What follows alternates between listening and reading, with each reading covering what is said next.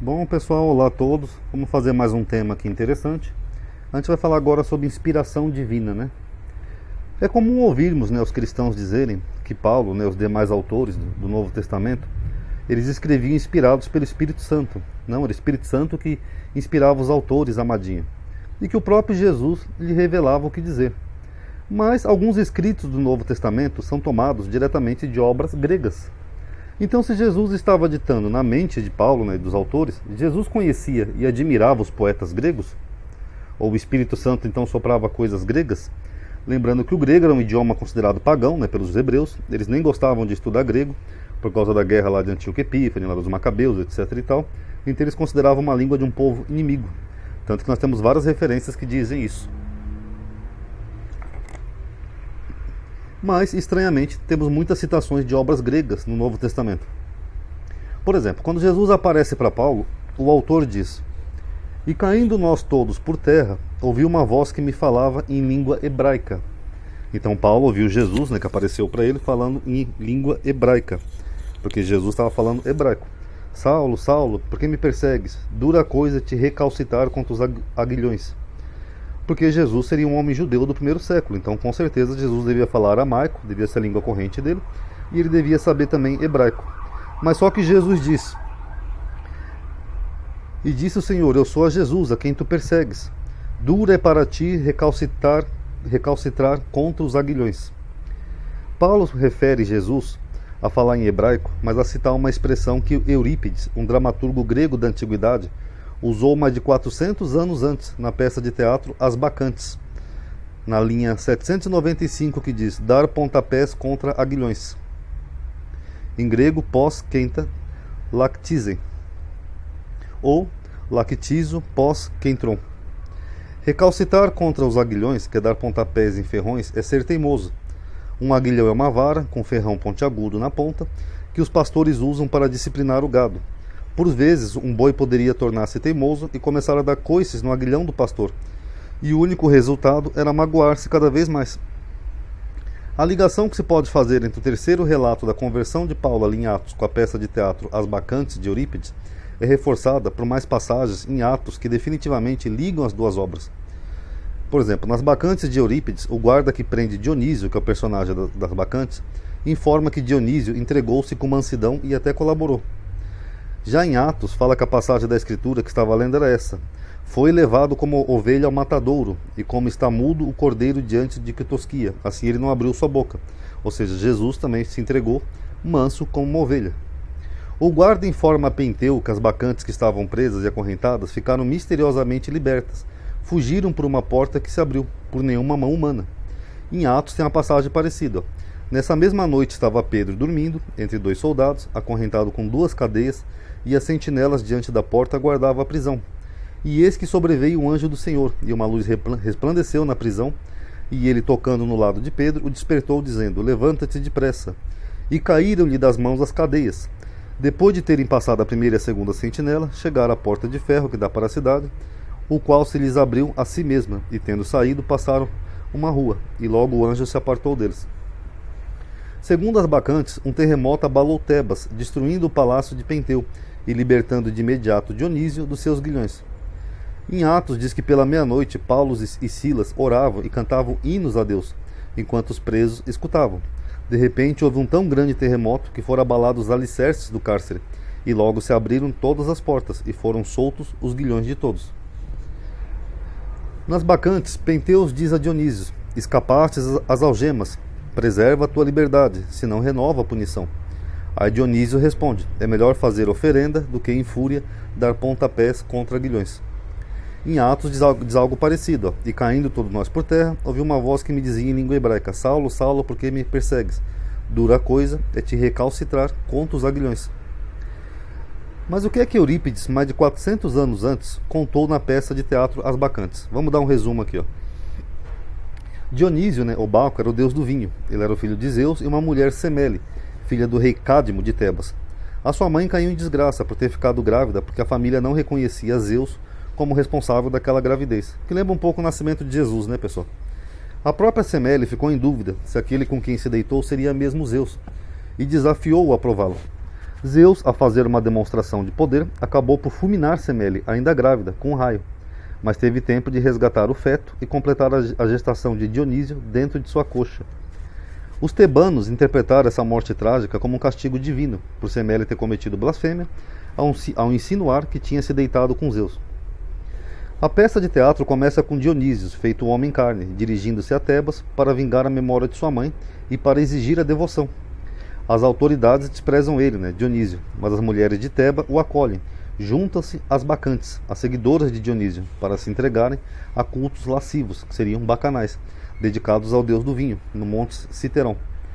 Esse culto lascivo do vinho causa apreensão aos opositores de Dionísio, principalmente ao rei Penteu, que era o neto do velho rei Cadmo, filho de Agave, irmã de Semele, pela forma como desencaminhava as mulheres. Tiresias, um convertido ao culto de Dionísio, diz a Penteu que as coisas principais para o homem são o alimento seco e o vinho, oferecidos pela deusa Deméter e por Dionísio, respectivamente. O velho rei Cadmo, também convertido, concorda com Tiresias e tenta aplacar o seu neto Penteu. Penteu, intransigente, não acredita que Dionísio seja um deus. Dá ordem aos guardas para o capturarem o líder do culto. O guarda que traz Dionísio preso conta a Penteu que Dionísio entregou-se amavelmente, estendendo os braços para ser amarrado sem resistência. Conta ainda que algumas bacantes que tinham sido anteriormente presas escaparam-se aos guilhões e à prisão, porque as portas foram abertas sem que nenhuma mão humana lhes tocasse, e que voltaram ao culto do deus Dionísio. Dionísio, levado à presença do rei, zomba de Penteu, dizendo que, por ser filho de Zeus, nenhuma prisão o consegue deter. E depois de uma prolongada contenda verbal, Penteu ordena que o prisioneiro seja acorrentado e lançado no cárcere. Dionísio invoca as bacantes, aquelas mulheres que seguiam ele. Então, um terremoto abala Tebas, destruindo o palácio de Penteu, libertando de imediato Dionísio de suas correntes. O mensageiro, que tinha observado os rituais lascivos, dirigiu-se ao rei Penteu para lhe contar o que viu. Contou ao rei que viu sua mãe e a princesa Ágave com as bacantes.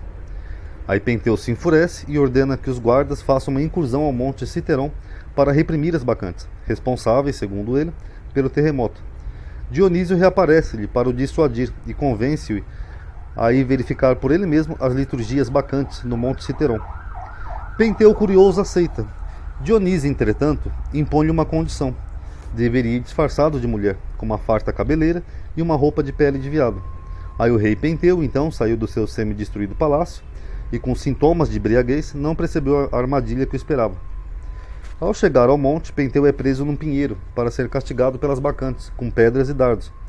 Agave, a própria mãe dele, embriagada, não reconheceu o filho, porque pensa que se trata de um leão, por causa da cabeleira que parecia juba e por estar coberto de pele de animal.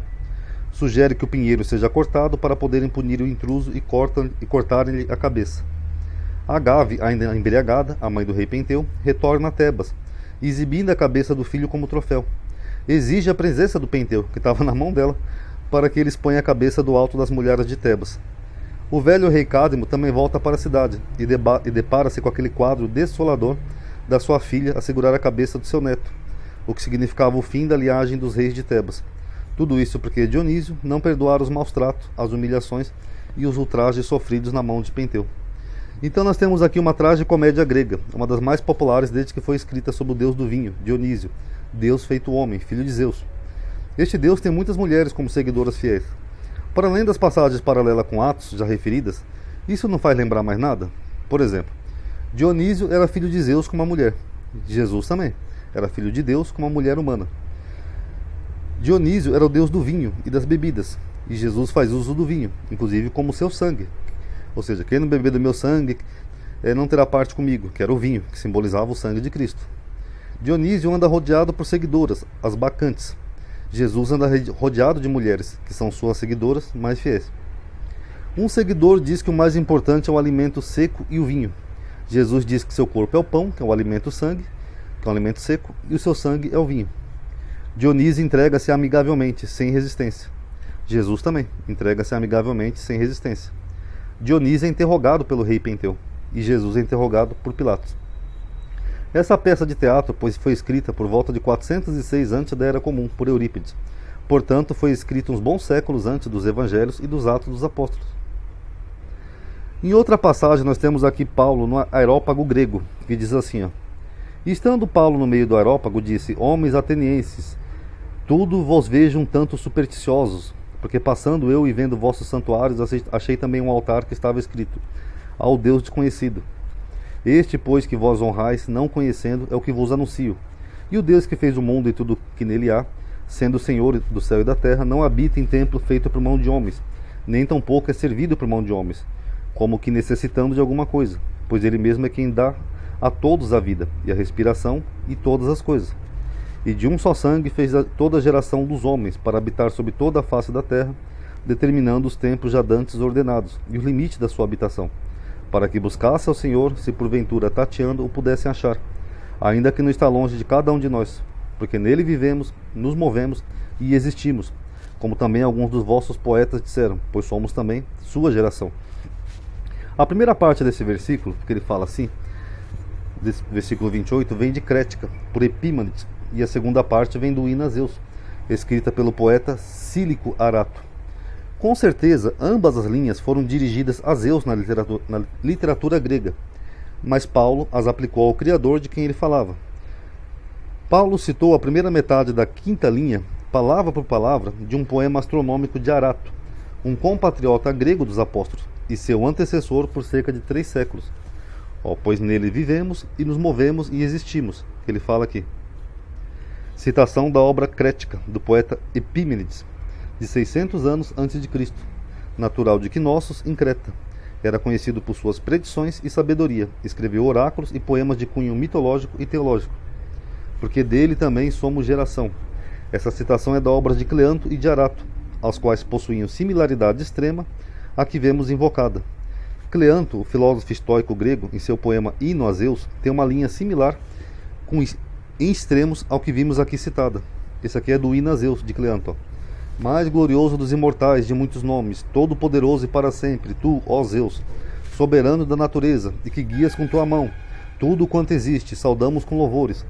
Justo é o que os mortais te invoquem em harmonia, pois somos tua geração. É isso que Paulo citou ali dos poetas. E nós somente, de tudo quanto vive e se move sobre a terra, recebemos o dom da linguagem imitativa. Arato, poeta originário de Soli, uma cidade pertencente à própria província da Sicília, Arato viveu cerca de 300 anos antes de Cristo. A linha citada foi extraída do seu poema didático chamado Fenômenos, o qual foi composto a fim de relatar os fatos principais da ciência astronômica e meteorológica, conforme os conhecimentos da época. Esse poema tem início com uma invocação a Zeus, e é exatamente essa invocação que encerra a linha citada por Paulo. De Zeus começa, jamais deixemos de amar o seu nome. Com ele, Zeus, estão cheios todos os caminhos que palmilhamos e todos os negócios dos homens. Enche ele também o mar, todo o ribeiro e baía. E todos em tudo precisamos da ajuda de Zeus, pois também somos a sua geração. Essa passagem de Paulo se assemelha muito à de Sócrates também, que foi um filósofo da antiguidade clássica grega, creditado como um dos fundadores da filosofia ocidental, uma figura enigmática, conhecida principalmente através das obras de seus 2 alunos, Platão e Xenofonte, bem como pelas peças teatrais de Aristófanes. Sócrates, já idoso, foi acusado de corromper a juventude, de renunciar aos deuses de Atenas e de introduzir novos deuses. Foi julgado, condenado e executado. Sócrates é a figura central dos livros de Platão. Por exemplo, no livro Banquete, que é Simpósio, ou no conjunto de 10 livros, A República, a Politeia. Falando nisso, pessoal, quem puder já vai dando um like aí no vídeo, tá? Quanto mais like, mais vai ajudando, mais vai aumentando o alcance do vídeo, tá bom? Isso ajuda o canal. Em Atos dos Apóstolos, a acusação preparada por Paulo foi a seguinte. Uns diziam: o que quer dizer esse paloureiro? E outros: parece que é um pregador de deuses estranhos. Essa acusação era idêntica à de Sócrates, a introdução de deuses estranhos em Atenas. Era assim que acusavam Sócrates. Apologia de Sócrates por Platão. Sócrates, diz a acusação, comete crime, corrompendo os jovens e não considerando como deuses os deuses que a cidade considera, porém outras divindades novas, que nem Paulo. Paulo é apresentado como um grande filósofo, equiparado a Sócrates. Paulo, como Sócrates, expôs seus pontos de vista na ágora antes de ser julgado. Paulo, como Sócrates, começa o seu discurso com homens de Atenas. Paulo, como Sócrates, não era democrata ou igualitário. Paulo acreditava que as pessoas comuns eram como ovelhas, precisando de uma direção firme por um pastor sábio. Sócrates acreditava que as pessoas comuns não tinham habilidade suficiente para escolher os seus governantes. Segundo Atos, Paulo ouviu a voz do Senhor que os guiou para a sua missão. Sócrates dizia-se inspirado por uma voz que se referia como seu daimon, que é uma divindade, um espírito, né, na cultura grega. Daimon em grego não é só demônio, também às vezes é uma divindade, um ser que também pode ser do bem. Paulo, no seu discurso, referiu-se a poetas. Sócrates refere mesmo que uma das principais disputas na sua acusação dizia respeito a poetas. Em Atos dos Apóstolos, Atenas não é uma cidade, mas uma metáfora para toda a tradição filosófica grega, ou seja, um pensamento racional. Paulo diz aqui em Coríntios, não vos enganeis, as más conversações corrompem os bons costumes. Essa citação de Paulo foi extraída da comédia grega de Menandro, das obras Thaís. Então essa frase aqui de Coríntios também vem de um poeta grego. Aí fica a pergunta, então o Espírito Santo inspirava os autores a escreverem coisas que os gregos já tinham escritos em suas poesias? Menandro, de 300 anos antes de Cristo, cujos escritos os coríntios conheciam. Ele foi um autor pagão, cujas citações circulavam verbalmente entre muitos. Tito 1,2, ele fala assim, foi mesmo dentre eles seu próprio profeta que disse, cretenses, sempre mentirosos, feras terríveis, ventres preguiçosos, tal testemunho exato. Portanto, repreende-os severamente, para que sejam sadios na fé. Então aqui ele está falando de profetas cretenses, né, de poetas gregos. Isso aqui vem de Epímenes, de Faestos, ou Gnossos, em Creta, cerca de 600. Ele foi enviado para purificar Atenas de sua poluição ocasionada por Silon. Ele foi considerado como adivinho e profeta. As palavras aqui são tiradas provavelmente do seu tratado, concernente a oráculos. Agora, o que é estranho é que o autor de Tito ele conhece, que ele disse, seu próprio profeta que disse, cretenses. Então quer dizer que ele conhecia os poetas gregos. Então isso aqui não é do Espírito Santo. Epimênides, mais uma citação desse poeta pagão, conhecido por suas predições de sabedoria, escreveu oráculos e poemas de cunho mitológico e teológico. Tá bom? Então esse aqui é mais um videozinho aí, pessoal. Eu já tinha mostrado isso aqui para membros, tá? Mas eu estou postando aqui só para poder, que o áudio do outro vídeo estava ruim, e para ter um pouco mais de conteúdo no canal. E aí, quem gostar e puder, dá um likezinho no vídeo, tá? Porque isso aí ajuda a aumentar a atividade do canal. O YouTube anda bugado ultimamente, e só com atividades a gente consegue aumentar o alcance, tá bom? Analise aí, tirem suas conclusões e vejam. Então, foi o Espírito Santo ou foram poetas gregos? Tirem suas conclusões, ok? Paz a todos.